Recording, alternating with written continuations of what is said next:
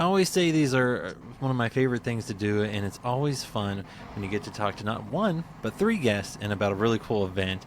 And that event is Bourbon on the Banks in Frankfort. Happens the first Saturday in October every year. And let's welcome in all of our guests. We have Diane Strong, the event director of Bourbon on the Banks, Renee True, who is the board president and part of the Frankfort Bourbon Society, and AMZ winning Bourbon on the Banks board member and still president of the Frankfort Bourbon Society. Y'all welcome in. Thank you for having us. Glad to be back. Well, I love talking about, events that people get to go and try things, because I feel like, there's so many different products that get released these days, so many different things out there, and, it's not like everyone can just buy every single bottle maybe right off the bat to try these things, and that's where I feel like events like this really come in handy to allow people to go and explore brands they may not have got to before. So let's hop right in there. And for those that are unfamiliar with this event, what is Bourbon on the Banks? Who wants to take this? Diane, you should take the lead on this. Well, it's a sampling event. That's the main goal. You want to be able to sample as many distillery products as possible. So you basically purchase your ticket, you get a commemorable sampling glass, and you have access to, right now we have almost 80 different distilleries to choose from. And there are different spirits there as well. There's a couple breweries and wineries, but above all, it's a whiskey and bourbon tasting event. We've got 6 different music stations placed all along the Kentucky River.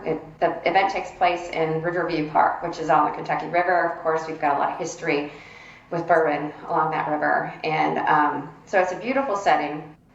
We've also got a food court with lots of food, everything from hot dogs to lobster. And it's a great event in a beautiful setting in a historic town.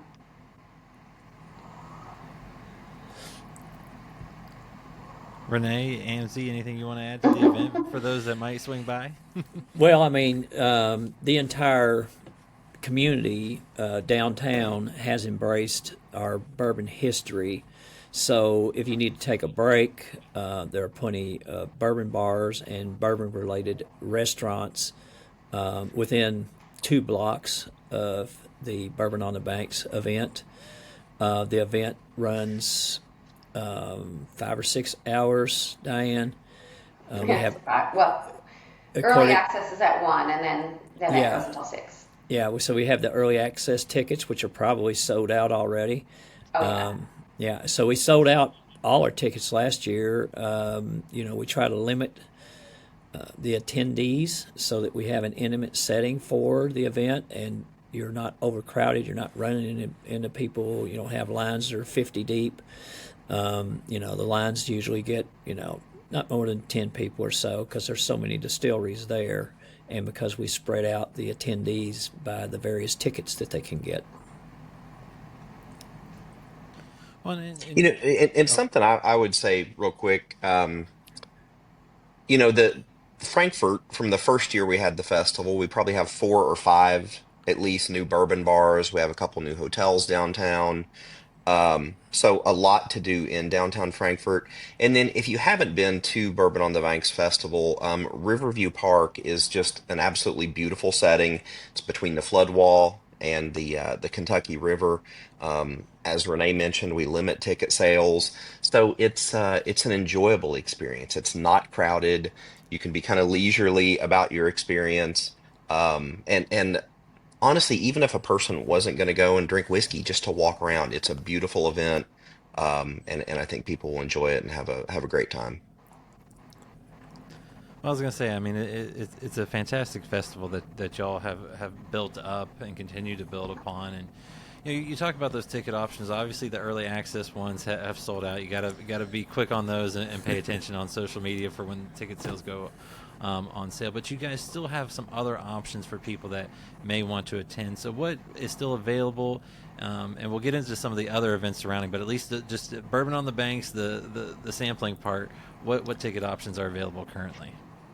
So we still have general admission tickets. That gets you in at 2 o'clock, so you have a 4-hour time span to enjoy the event. And we also have a twilight ticket. Now the general admission are 75.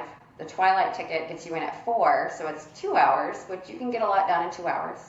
And that one's 55.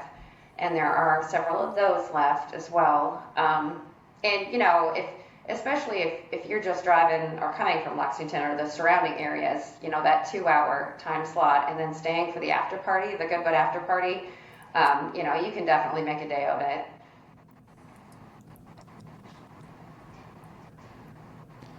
Well, and I feel like those are great options. And Renee and Amzie, for y'all, when people come into this, you're part of the Frankfort Bourbon Society and things like that. What are you hoping they take away from an event like this? I think the good thing about an event like this is you can show up and really expand your horizons as far as whiskey and other distilled spirits go. Last year I think we had a little over 80 distilleries. I'm pretty sure we're on track for that this year. And you're going to be able to try a lot of things that maybe you've seen on a shelf, didn't pull the trigger. You can find out if you enjoy it or not. Probably going to be a lot of products there that you've never seen. And some of these, craft distilleries, they don't make and bring just bourbon or rye whiskey. They're going to have some maybe malt whiskey. There may be gin, vodka, absinthe, all sorts of interesting things that you can try. Yeah, and I think Amzie kind of hit on something that the last couple years we've been able to allow people to try before they buy, so to speak. The laws have changed in Kentucky to allow for festivals like this to allow their distillery vendors to sell bottles, and so that's available to you. And I mean, if you come to this festival and you try any decent effort at trying a couple of samples, and you don't find something new and unique that you want to buy, then you haven't worked the festival too well. Well, and I was gonna say, you guys have so many that come in, and I know in September, there's another big festival that happens, the Kentucky Bourbon Festival, but that one is limited to brands that are in Kentucky, make their stuff in Kentucky. And Bourbon on the Banks, though, I believe, it may be a little more regional, and you might have a little more variety there. Well, I mean, I won't speak for that festival. I do think that they have gotten out-of-state distilleries. At least last year they did. But yeah, we do have out-of-state distilleries, and they work with our local liquor store called Capital Cellars. And so Capital Cellars will sell their bottles on site. But you'll get access to sample all of those out-of-state distilleries as well. So it is definitely unique in that front. I mean, we don't really limit the out of state. We kind of encourage that. We want to get them all there. I should also mention that we've got, this will be the second year that we have a bottle check. That's something that surveys have been requesting for a while. People start purchasing the bottles, they're not light, and a lot of, before we had the bottle check, they were having to leave the event and go drop it off in their car and come back. And so by popular demand, we have gotten the local Shriners Club to set up a bottle check. So you can drop off your shopping and on the way out, pick it up and take it with you. And that's free of charge. You can tip them though, which is nice. They appreciate that. Yeah, and Jonathan, Amzie can probably elaborate a little bit more on this. So every year we've had a Bourbon on the Banks certified Good Housekeeping seal of approval barrel picks that we've done with some of the distilleries. So we started with one, and then we had two, and then last year I think we had 4 or 5. So this year I think we're going to have 10 or 11 distilleries, and we'll probably not raise that in the future because it's just, logistically becomes, Amzie, he goes on all these barrel picks, and his family likes to see him occasionally, and yeah, he just says, I got to go do another barrel pick. So it's a rough life. Yeah, I do have a day job. I would like to go on a barrel pick every day. But yeah, as Renee mentioned, I think we'll actually have 11 this year. So we will have Whiskey Thief Distillery here in Frankfort. Chicken Cock Whiskey, James E. Pepper, Pursuit Bourbon, Angel's Envy, Bespoken Spirits, Casey Jones, Jephthah Creed, MB Roland, Short Barrel, and then our title sponsor, Limestone Heritage Distilling Company. Well, I love to hear that too. And you mentioned some of those smaller craft brands. You know, they may not be able to go to some super large festivals, and these might be their first points of entry for a lot of folks to try things. And how cool is it to have those guys come and be part of it? Because I believe that's the first place I tried MB Roland was last year at Hmm. Bourbon on the Banks, and it's a great pour. You know, things like that. Yeah, at MB Roland, Short Barrel, I think they're either in Tennessee or Georgia. May have to have them send us samples. I don't know if I can get enough volunteers to go down there. But uh, Georgia. MB Roland, I really want to go over there. So I was there during the eclipse back in, I don't know if that 2017, 2018. They were very crowded. I would like to go back. They do a lot of really neat, really interesting whiskeys, and looking forward to trying a few more of those. And we talk about Diane. You mentioned the Goodwood after party. This is a festival, and it's not just one day. There are things that go on, kind of leading up to it and after. And you've got kind of two really cool events that people can get tickets to. Mixology on the River with Heather Wibbles, who's a fantastic author and mixologist, and this Dave is the Rave with the legendary Peggy No Stevens. So, can you talk a little bit about those events, why you kind of had them, and what people can expect with them? So Mixology on the River, that's really neat. That's on the Bourbon Bell. That's a local kind of tourist thing that we have. It's a double decker boat. The bottom is enclosed, and that's where we have this mixology event. It's limited to 30 people. I think there's like 4 tickets left is all. And you go out on the boat with O.H. Ingram River Aged Whiskey, which is very appropriate for the occasion. And he runs you, or they run you through some sampling of their product, and then you're going to make a couple of mixed drinks with Heather. And I think we'll have something just very small for you to eat. It's just to offset some of that alcohol, but it's a really nice little. You're going up and down the river as this class goes on, and then you can go upstairs to the roof to have a great view when you're all done with the class. So really nice. We did that. We've done the boat tour the last 2 years. Heather did it last year, and the year before it was Chef Weta Michael. She did a class on it. And then Friday, Peggy No Stevens is coming back with another pairing event. And then Limewater Bistro is going to be providing the appetizers that you'll be pairing, and that's going to be 3 cask strength pours, where she talks about how the stave, the barrel, affects the taste of those pours. And it's very educational, very entertaining, and then you get to have some amazing food to see how to pair it. And that's on Monday, or that's Friday at 1 o'clock. And of course, we do have the Friday VIP, which we have every year, and that's from 5 until 8:30. That one we are celebrating the women of bourbon this year, and it'll be fun. That's kind of a theme I think we're going to continue with. It was very popular 3 years ago, and so we're going to bring it back and keep rolling with that in the future. I'm excited about some of the ladies that are responding that they'll be joining us. So Yeah. So, Diane, I believe for the Peggy No Stevens, the whiskeys we'll be tasting are from our title sponsor, Limestone Farm Heritage Distillery, correct? And they are also they're our overall title sponsor, but they're also the event sponsor for the Friday night VIP reception and auction. So they are donating, as part of their sponsorship, a barrel pick experience that'll be auctioned off. We will also, as part of another sponsorship opportunity, Whiskey Thief is donating a create your own mash bill barrel experience. There'll be some parameters. We haven't received what those parameters are. We can't just have people say, well, I want to do 90% corn and, 5%. They'll have some parameters around that to logistically be able to deal with it. But in essence, you'll be able to create your own barrel and then let it age there for 4 or 5 years until it's ready. I'm not aware of anybody that's ever done that at one of these events.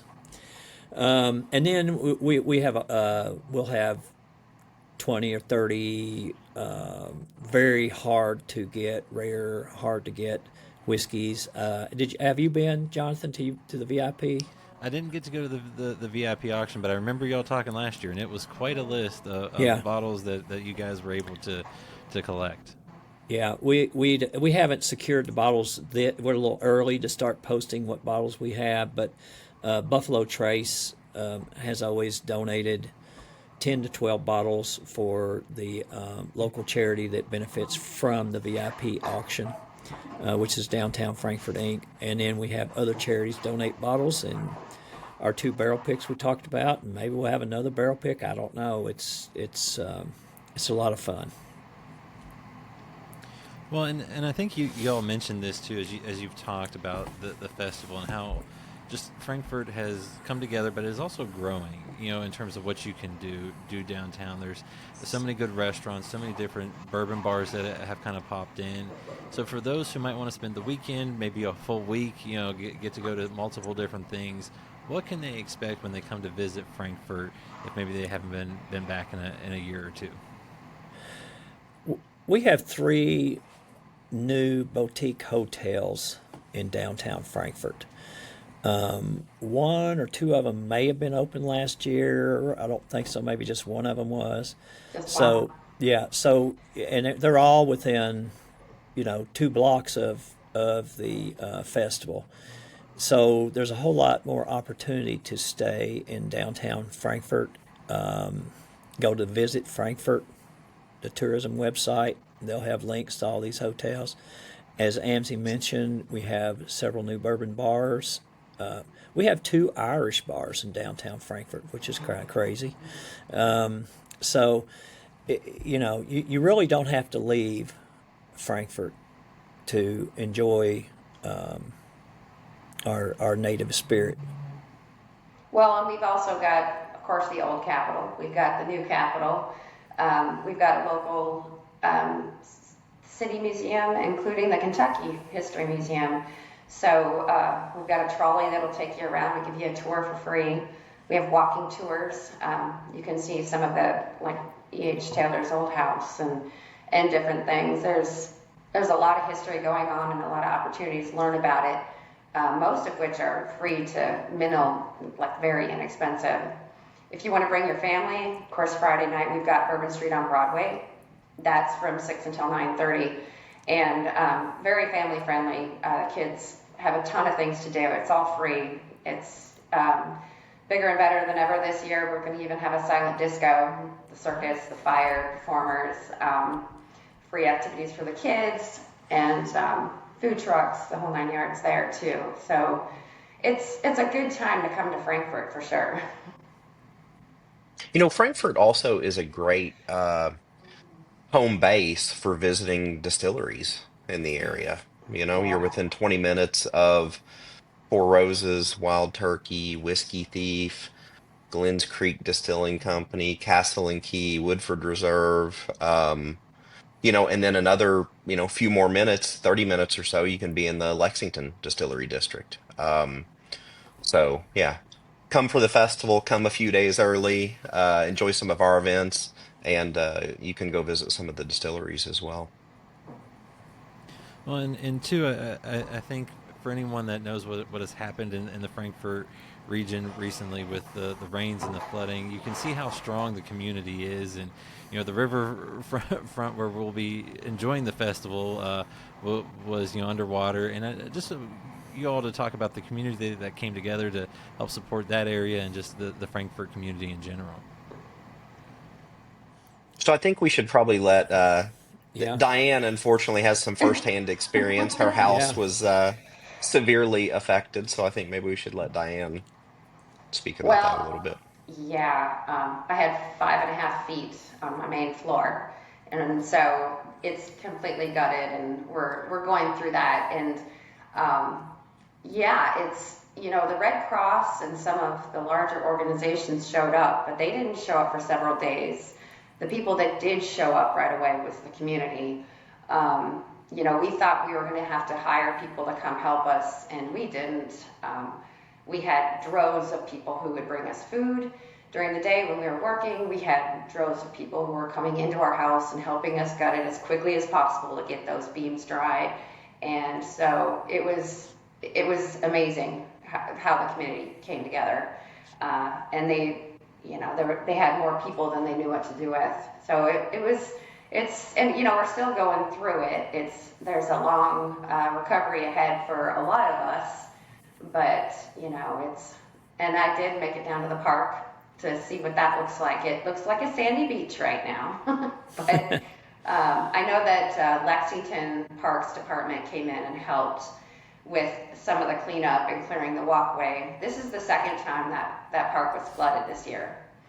And after the first one, Eric is our logistics coordinator, we went down there to assess it because in the past we've lost parts of the bank, and that's concerning.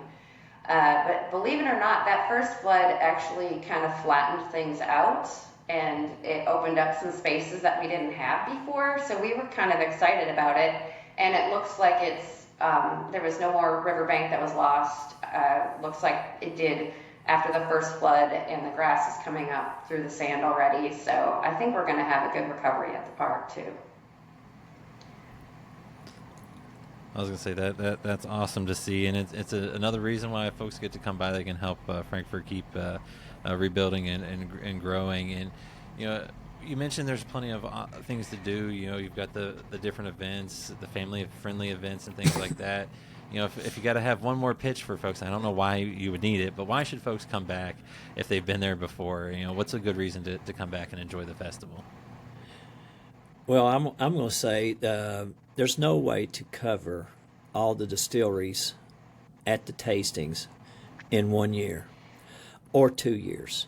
You better not be anyway. or 3 years. Yeah, if you get to 80 distilleries, and usually they got 2 or 3 pours a piece at least. Yeah, there's no way you can taste them all. So and I think we've hit on some of the other things. We got new hotels, new restaurants, new bars. We have a couple of new high-end restaurants, kind of the 4-star type restaurants in downtown Frankfort. You just don't have one choice. We used to have just one choice in that area for years. Now we have 3 or 4. If you count Limestone, which is another little walk away, we probably have 5. So, it's a good time. We probably The other thing should mention. Oh, you go ahead first, Emily. Yeah, I was going to say, I think a big thing about the festival, if that's all you come to, um, we try to make it better every year. So if you do come, you're going to get the email with the survey about what we did well, what we could, where we could improve, and we try and make those improvements every year. We also send the survey to the distilleries that show up. How can we make it better for them? And so I think the festival gets better every single year. Um, Another thing, as we have expanded events, we've tried to expand a few days, especially for those people that come into town, and plan a vacation around it to visit distilleries and things like that. I don't know if we mentioned it, but make sure you show up Thursday night for the Thursday night kickoff event out at Yeah. Whiskey Thief Distillery. If you've ever been to Whiskey Thief, it is a terrific time out there. You always want to go back. If you haven't been, this will be a great time to come out. There will be live music. Their food truck will be there. You get a sample with the Whiskey Thief, their namesake, straight out of the barrel. That's a fun time. I think this will be the 3rd year that we've done the kickoff event out there. So I was going to mention that we are a nonprofit, and every year we give back some of our proceeds. And last year we had a record-breaking year. We returned $80,000 to local nonprofits. And so we're really proud of that. And so you can be assured that when you spend money on your ticket, that ticket is making a difference. And so there's that too. There's no guilt involved in this festival. Just good pours and good vibes of giving back to the community, and I think that's fantastic. And like I said, last year was, like you guys said, it's just a great, you kind of stroll down the river walk one way, come back the other, try a bunch of different places along the way, and discover new distilleries and new things. And bourbononthebanks.org if you guys want ticket information on to purchase tickets or find out more on the events. And Diane, Renee, and Amzie, thank you all for taking the time to talk Bourbon on the Banks, because it is such a cool festival, and it's fun to look forward to every first Saturday in October. Jonathan, thank you. Thank you for having We us. appreciate you. Yeah.